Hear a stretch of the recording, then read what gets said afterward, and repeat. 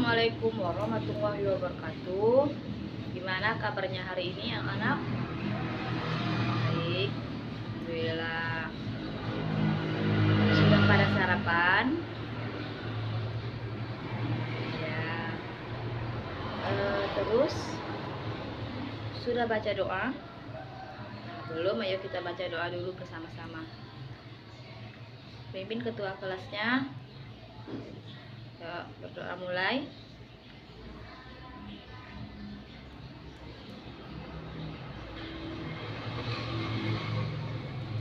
Berdoa selesai. Sekarang Ibu mau absen dulu. Indah, Mirza, Adel, Sofi, ya, oke, hadir semua ya. Oke, sekarang kita lanjut ke pembelajaran IPS tentang lingkungan sekitar dan tempat tinggal. Nah, Ibu jelaskan dulu ya. Setiap hari kita melihat lingkungan di rumah kita, lingkungan sekolah, ada lingkungan alam yang ada karena diciptakan Tuhan. Ada juga lingkungan buatan yang diciptakan manusia. Contoh, apa-apa yang diciptakan oleh Tuhan. Contohnya sungai, hutan, danau, gunung, pantai, dan lain-lain. Lingkungan buatan manusia, ada yang tahu seperti apa? Seperti kebun, taman, rumah, dan pelabuhan. Lingkungan banyak memberikan manfaat. Apa itu manfaatnya? Lingkungan alam dan lingkungan buatan digunakan manusia untuk memenuhi kebutuhan hidupnya. Keberadaan lingkungan tersebut harus disyukuri. Lingkungan harus dirawat dan dilestarikan. Kalau seandainya kita tidak merawat lingkungan, apa yang akan terjadi?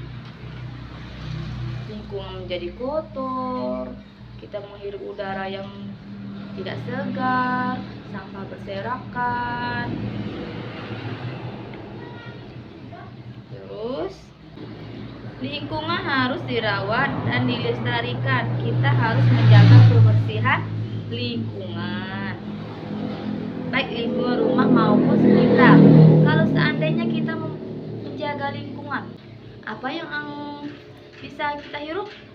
Udara yang segar, halaman yang indah, bisa dipandang, sampah tidak berserakan kalau kita menjaga dengan bersih. Contoh lingkungan sekitar seperti apa? Misalnya, satu, memiliki udara yang bersih. Udara yang bersih tidak terdapat banyak polusi. Terasa segar ketika kita menghirup udara dan tidak menimbulkan masalah kesehatan. Nah, pastinya kita akan merasakan kebersihan di saat menghirup udara. Yang kedua, memiliki banyak pohon dan tanaman. Lingkungan yang bersih memiliki banyak pohon dan juga tanaman. Tumbuhan memiliki oksigen. Kalau tanaman hijau berarti kita bisa menghirup oksigen, bisa menghirup udara yang segar. Tetapi kalau seandainya udara tidak segar, pohon ditebang, dibunuh sembarangan, dibakar, itu bisa menyebabkan udara tidak segar. Yang ketiga, memiliki air yang bersih. Kita wajib memiliki air yang bersih agar bisa kita minum, bermandi. Yang keempat, lingkungan bersih dari sampah. Nah, seandainya di sekolahan sampah berserakan, pasti tidak enak kan melihatnya. Jadi kita harus menjaga kebersihan dengan memungut sampah setiap kita melihat sampah. Oke, ya. Sekarang Ibu kasih tugas dulu untuk kelas 2. Ibu mau ke kelas 3 dulu. Karena hari ini Ibu menggantikan guru kelas 3 tidak masuk. Jadi Ibu hari ini mengajar 2 kelas. Ini sudah Ibu jelaskan, jadi Ibu kasih tugas. Jadi Ibu mau ke kelas 3 dulu ya. Oke. Tugasnya jelaskan pengertian lingkungan rumah dan sekitarnya ya. Oke. Udah itu aja. Ibu akhiri. Bila wa taufiq wal hidayah. Wassalamualaikum warahmatullahi wabarakatuh. Ibu mau ke kelas 3 dulu ya. Assalamualaikum warahmatullahi wabarakatuh. Gimana kabarnya hari ini? Ya baik. Ibu gantikan Ibu Martiana karena tidak masuk karena sakit. Jadi Ibu yang masuk ke kelas 3 ya. Oke. Sudah baca doa? Sudah. Oke. Sekarang Ibu absen. Haikal, Sandi, Indah, Adel. Oke, hadir semua ya. Oke. Sekarang kita buka bukunya. Halaman 17 pelajaran PPKN. Sudah. Oke. Sekarang Ibu jelaskan dulu pengertian tata tertib. Ada yang tahu pengertian tata tertib? Ya, jelaskan dulu ya. Pengertian tata tertib adalah segala peraturan yang sifatnya wajib, harus ditaati maupun dilaksanakan. Ya.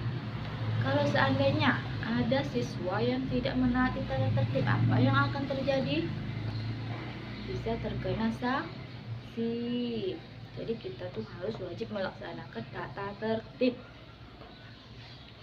Peraturan adalah suatu tataan atau kaidah, petunjuk atau ketentuan yang sifatnya dibuat agar bisa mengatur. Terus ada yang tahu contoh tata tertib? Contoh tata tertib di rumah ada yang tahu enggak? Ya. 1.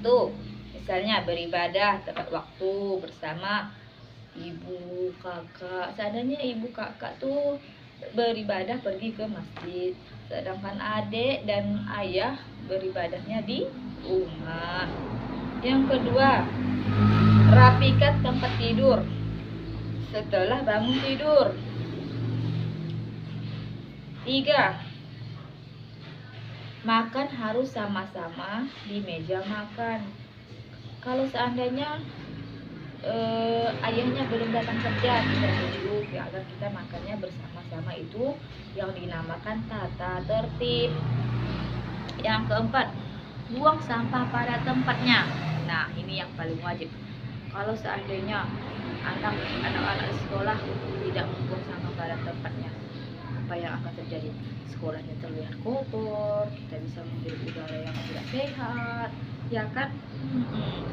Ya, jadi makanya kita tuh harus membersihkan di rumah sekolah maupun di rumah kita sendiri.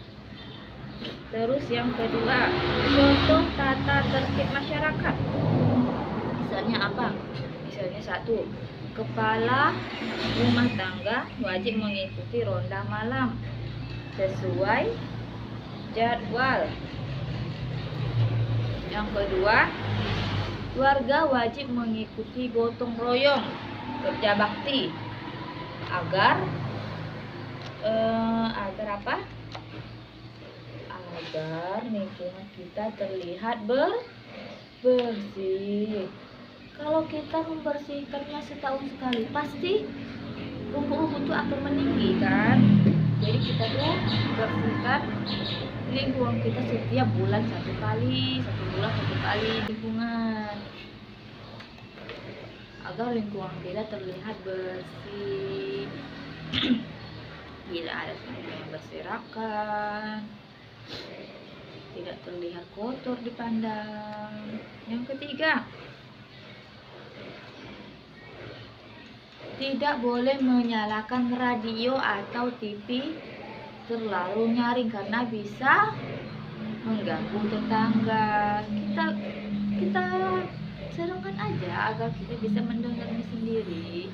Jangan sampai selalu keluar karena bisa juga tetangga sedang tidur atau sedang sakit, kita menghidupkan televisi atau radio terlalu nyaring. Nah, itu mengganggu, kan tidak boleh. Kita gunakan secara pribadi atau kita sendiri yang mendengarkannya, tak usah terlalu nyaring karena bisa mengganggu. Kecuali kalau misalnya ada acara pernikahan, itu kan kita kan saling mengerti, namanya juga ada hajatan, jadi gimana lah ya, nama ada hajatan tuh pasti bersenang-senang, jadi wajib. Jadi nggak apa-apa lah misalnya kalau menghidupkan musik terlalu itu nggak apa-apa lah.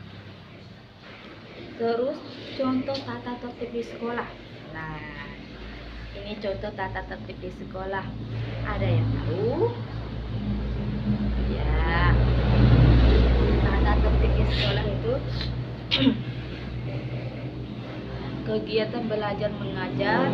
Anak-anak di sekolah harus datang tepat waktu jam 7, kecuali hari Senin dan hari Sabtu. Hari Senin dan hari Sabtu anak-anak diwajibkan datang lebih awal. Kenapa? Karena kita melaksanakan upacara hari Senin. Hari Sabtu biasanya kita tuh kadang-kadang kan senam gitu. Jadi bisa-bisa kita masuk kelasnya tuh agak lewat dari jam 7 lah, karena kita melaksanakan tuh upacara ataupun senam di hari Sabtu. Yang kedua, siswa harus sudah di kelas dalam waktu 5 menit. Menunggu kedatangan guru, siswa sudah siap dulu di dalam kelasnya, sudah membaca doa, sudah bersihkan kelas. Jadi guru tuh datang tinggal menjelaskan, mengasih tugas ya. Yang kedua, siswa harus sudah di kelas dalam waktu 5 menit. Menunggu kedatangan guru, siswa sudah siap dulu di dalam kelasnya, sudah membaca doa, sudah bersihkan kelas. Jadi guru tuh datang tinggal menjelaskan, mengasih tugas ya. Terus, nah, siswa wajib berpakaian rapi agar apa? Guru tuh bisa menilai pakaian siswa juga. Seandainya siswa itu kalian misalnya indah, misalnya pakaiannya keluar, itu kan terlihat jelek. Jadi berpakailah dengan rapi, masuk ke dalam. Kalau hari Senin pakai dasi, pakai topi, pakailah dengan rapi agar dipandang indah ya. Terus, manfaat tata tertib adalah menjaga keamanan diri serta orang lain. Bisa menjaga keamanan diri kita sendiri maupun orang lain, maupun orang tua kita. Bisa menjaga keamanan kalau kita menjaga manfaat tata tertib, kalau kita menjaganya ya. Oke. Ya, sekarang ibu kasih tugas untuk kelas 3. Tugasnya, berikan contoh tata tertib di rumah. Berikan 5 contoh tata tertib di rumah ya. Nah, itu aja tugasnya.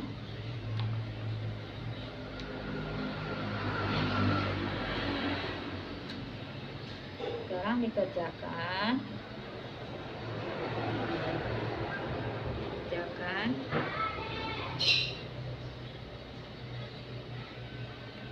Sebelumnya ada yang mau ditanyakan enggak? Tidak ada, jelas-jelas ya.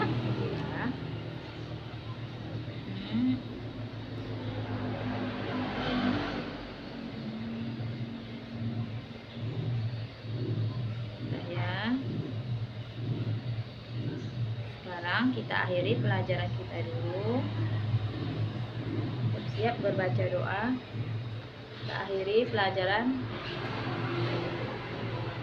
Kalau ada salah, Ibu minta maaf.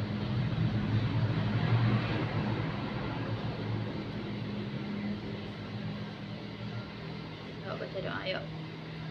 Pimpin. Doa, mulai.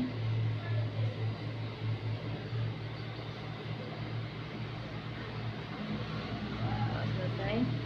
Ibu akhiri. Wabillahi taufiq wal hidayah. Wassalamualaikum warahmatullahi wabarakatuh. Nanti kita lanjutkan di minggu yang akan datang lagi ya. Yuk, selamat bekerja. Assalamualaikum.